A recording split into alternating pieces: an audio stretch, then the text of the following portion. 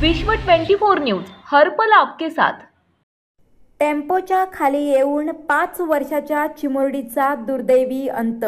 कोल्हापूरच्या संभाजीनगर येथे रस्त्याच्या कडेला थांबलेल्या टेम्पोच्या दार अचानकपणे उघडल्यामुळे त्याची धडक दुचाकीला लागली आणि त्यावर स्वार असलेले वडील आणि मुलगी अचानक खाली पडले आणि मागून येणाऱ्या टेम्पोचे चाक 5 वर्षाच्या चिमुकलीच्या डोक्यावरून गेल्याने तिचा जागीच दुर्दैवी अंत झाला। अन्वी विकास कांबळे असे या मयत मुलीचे नाव आहे।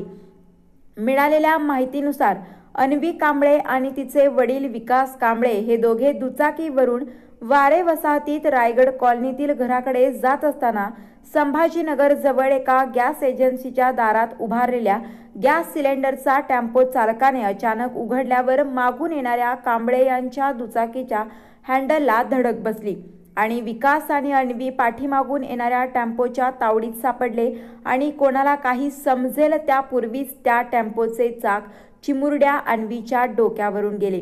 यामुळे तिचा जागीच अंत झाला, तर विकास हे जखमी झाले आहेत। हे बघता नागरिकांनी गर्दी जमा केली आणि संतप्त जमावाने टेम्पोवर दगडफेक केली। यामुळे तणावाचे वातावरण निर्माण झाले। नागरिकांनी टेम्पो खालून अन्वी आणि विकास यांना बाहेर काढले आणि तातडीने रुग्णालयात दाखल केले।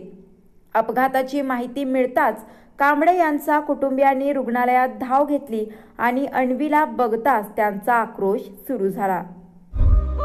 राज्यातील महत्त्वाच्या आणि आपल्या भागातील ताज्या बातम्या पाहण्यासाठी आजच आमच्या विश्व 24 न्यूज चॅनलला YouTube वर सबस्क्राइब करा आणि बेल आयकॉन प्रेस करा।